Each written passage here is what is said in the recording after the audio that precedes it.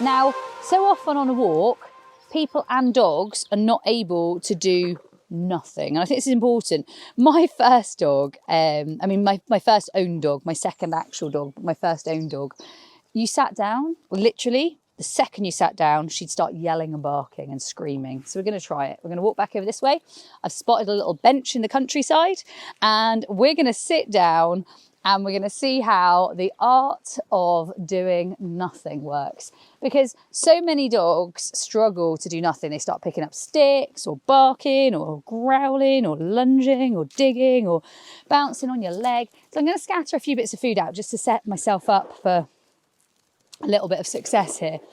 Because I think that we've got multi-dogs, but I want to see that they're effectively, dogs are meant to scavenge. Dogs are not meant to eat from bowls, and dogs are definitely not meant to sort of get out on a walk and sit at your heel. That is not how dogs came, and that's definitely not how they're wired. So for me, this is a really nice opportunity to do a little bit of scatter feeding. It's nice for me to take in a bit of nature. I know that my daughter's out riding right now somewhere around here and I'm trying to spot her. So for me, that's a really nice opportunity for me to just have a nose around, see what's happening, where it's happening and why it's happening. And it's a nice moment. And for them, it's a moment where they get to snuffle. And I think those sniffaries or moments to really explore are quite important. And if you look around at what these two are doing, they're over there having a really good sort of check out of what might be in that environment. The other thing I really love is it's so easy to use all of my food. Now, if you've got a dog who's really sniffy and ignores you all the time, let's not throw our food all over the floor. These guys are more eye-driven, I would say, on the whole, except for brown monkey Blink. They're very, very eye driven, and because they're so eye driven, as in they're looking for things to chase all the time, I think throwing food on the floor is really good for them. But if your dog's more like Blink and wants to sniff all the time, then you might want to think about maybe you get them to catch it.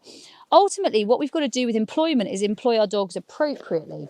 And so if appropriate is throwing food on the floor, then that's great. If appropriate is throwing food to the mouth, then that's great. And what we've got to think about is which game should we play where. Now, say, for example, you've got a dog who you're really struggling on engagement. Toe, up. I might just ask him to do some 2 feet up. So actually, can we do 2 feet up when we're out and about? And actually, maybe we could even use this as a bit of a toe. Brrr. Hey, good. Hop up. Can you come up? I know your whole body. Ready? Toe. Good boy. Might even use it as one of my boundaries. So this could be effectively my boundary and he can toe. So I don't understand it as a boundary. Good boy. I know it's hard. Good boy. Nice. Break. Good boy. So we might try and teach that as a boundary when we're out and about. There's lots of things you can tailor make and decide to suit you and what you're doing. I understand. So there's lots of things you can tailor make and decide how it's going to work for you. But the art of doing nothing, I think, is quite important. And what I would do with this is I would gradually do less and less feeding and more of just letting them employ themselves and see how that works out. And when I say see how that works out, if they start to go self-employed and hunting and leave you, then that's not obviously working out. So what we might need to do is go back into some games and some more